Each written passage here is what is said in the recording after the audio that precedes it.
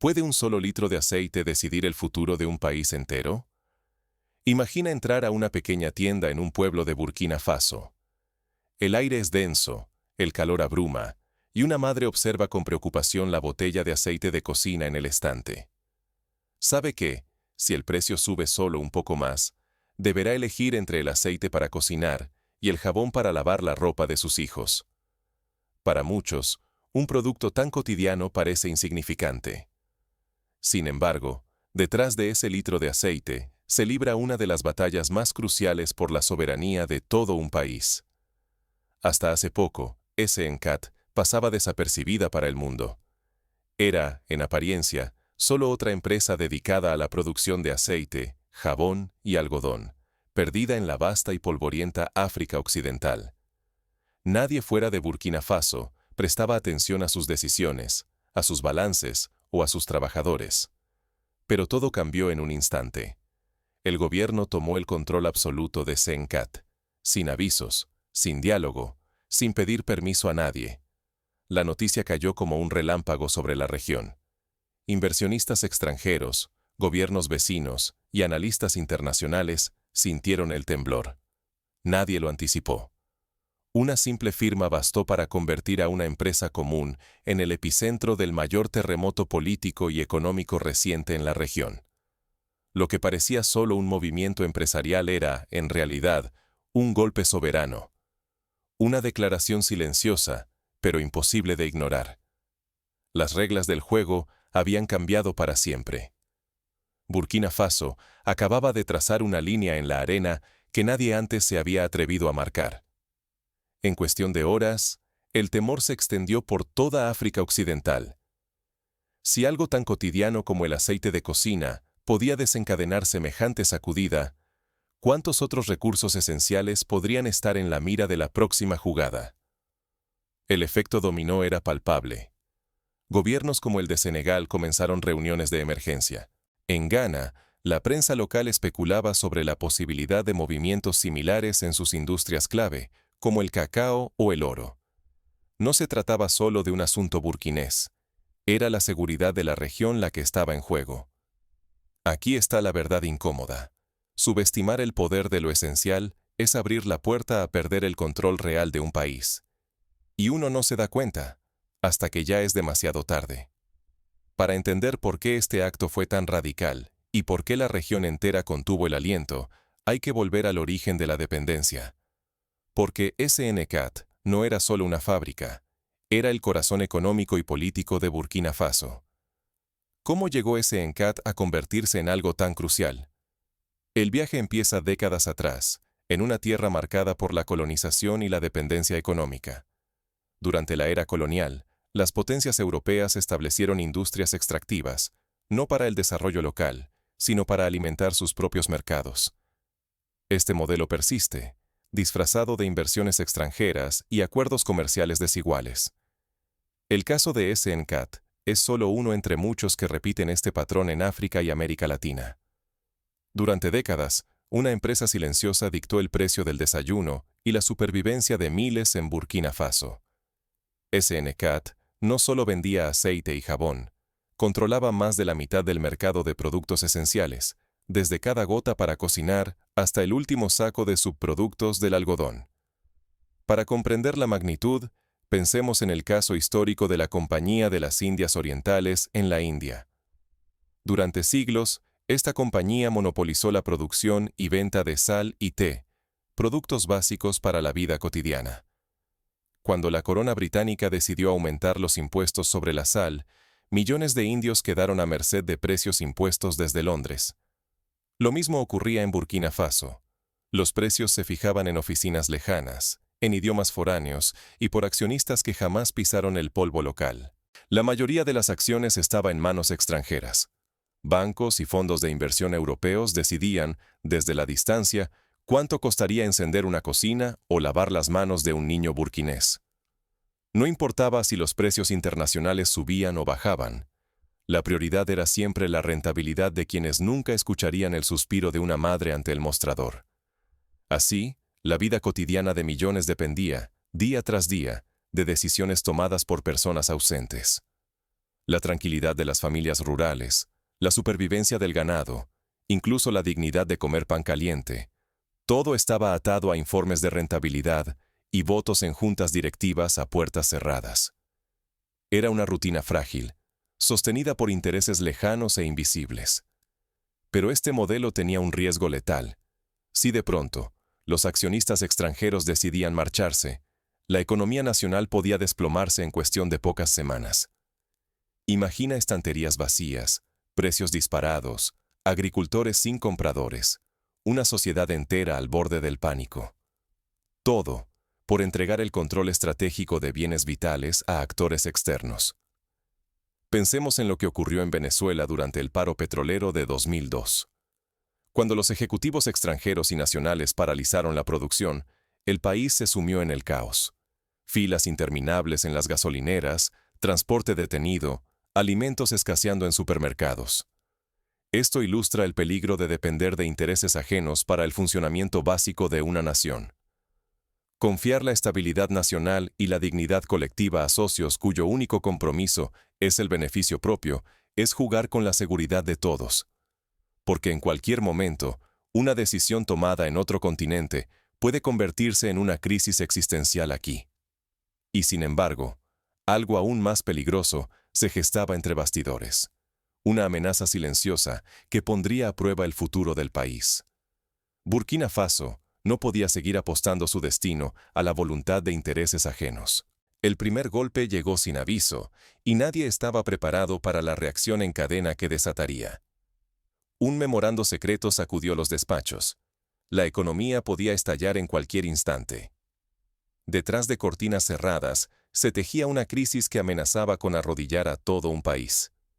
Los mayores inversores extranjeros planeaban una fuga masiva, dejando al borde del abismo tanto la producción nacional como el acceso a bienes esenciales para millones de personas.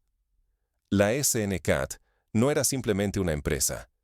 Era la arteria que llevaba el aceite de cada comida, el jabón de cada baño y el algodón desde los campos hasta los talleres urbanos. Sin ella, los estantes quedarían vacíos en pocas semanas. Los precios se dispararían y decenas de miles de familias campesinas perderían su única fuente de ingresos de un día para otro. No era solo una amenaza en el papel. Entre ministerios circulaban advertencias. El retiro de capital extranjero podía detonar una crisis alimentaria y social sin precedentes en Burkina Faso. Los analistas gubernamentales pintaban escenarios de pánico, desabastecimiento y una erosión completa de la confianza en el Estado. Se temía que la situación se asemejara a la crisis del arroz en Filipinas en el año 2008, cuando la escasez global disparó los precios y millones de familias quedaron a merced de la especulación internacional. La presión era insoportable.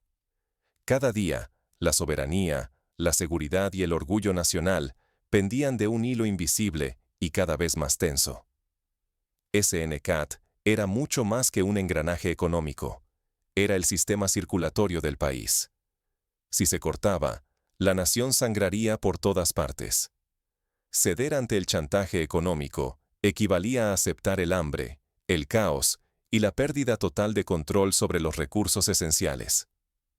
La inacción podía convertir a Burkina Faso en una advertencia trágica para todo el continente.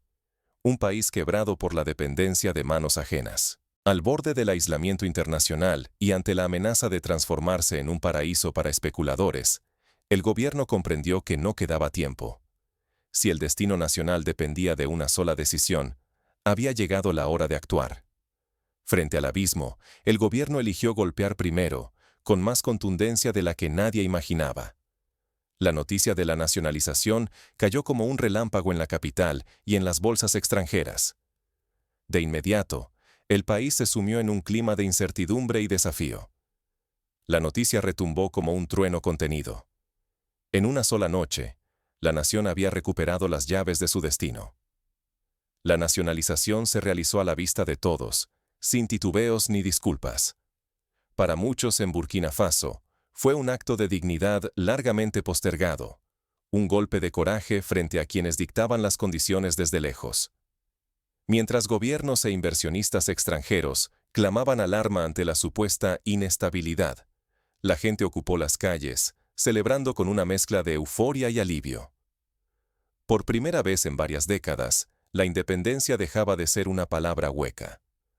Los titulares internacionales vaticinaban riesgos y turbulencias, pero en las radios locales se oía esperanza y orgullo. El flamante SNCAT estatal prometió lo que agricultores y consumidores habían anhelado durante años: precios justos en el aceite y el jabón, protección para quienes cultivaban algodón, y un resguardo frente a la volatilidad global que tantas veces había empujado a la nación al abismo. Ya no se trataba de enriquecer a accionistas distantes, sino de estabilizar la vida diaria de millones de personas. Tomemos como ejemplo la nacionalización de YPF en Argentina en el año 2012.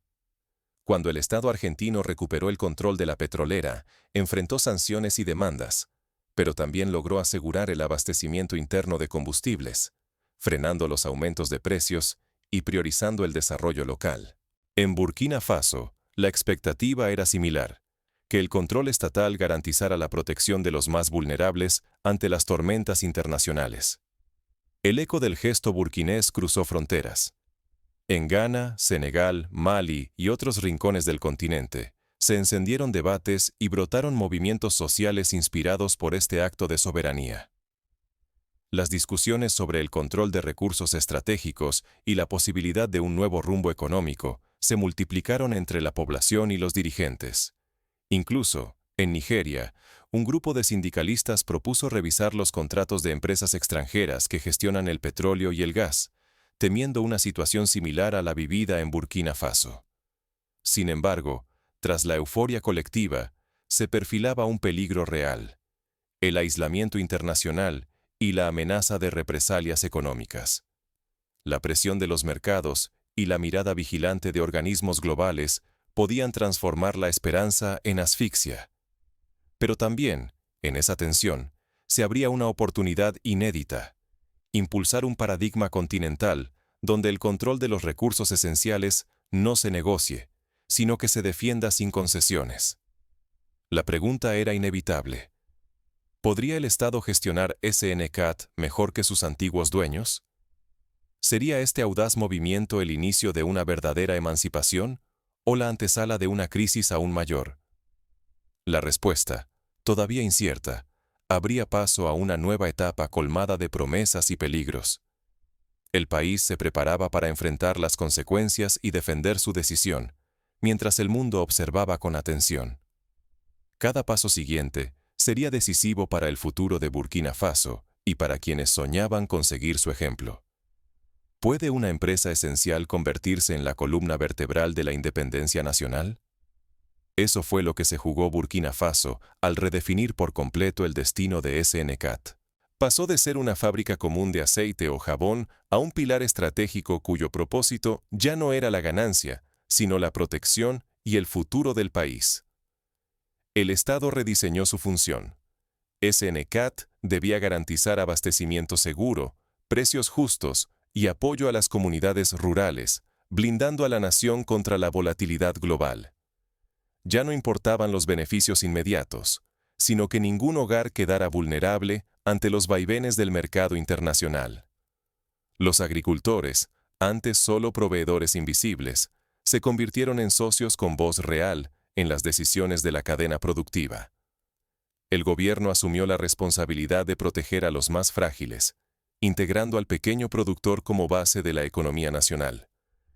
Este cambio desató un movimiento social inesperado. En redes sociales surgieron etiquetas que celebraban la soberanía cotidiana. En los cafés y el parlamento, nuevos debates agitaban el concepto de independencia. Se imponía una doctrina distinta. No basta proclamar la soberanía, hay que practicarla, desde la mesa hasta la industria. Recordemos, por ejemplo, el caso de Noruega con su Fondo Soberano de Petróleo. El gobierno noruego estableció reglas estrictas para que las ganancias petroleras se reinvirtieran en beneficio de toda la sociedad, evitando la maldición de los recursos, que afecta a tantos países ricos en materias primas pero pobres en desarrollo humano. En Burkina Faso, la nacionalización de SNCAT podría convertirse en un primer paso hacia un modelo similar. Pero el peligro acecha. El control estatal puede degenerar en corrupción o ineficiencia, poniendo en juego el proyecto y alimentando las dudas de la comunidad internacional. SNCAT debe demostrar que el control local no solo es viable, sino superior a la gestión extranjera. Si fracasan, el desencanto será un ejemplo negativo global. Si triunfan, podrían inaugurar una nueva era para África. El desafío es real y el continente observa, preguntándose si podrá escribir, por fin, su propio destino económico. Las experiencias pasadas enseñan que la transparencia, la participación ciudadana y la auditoría independiente son esenciales para evitar los errores del pasado.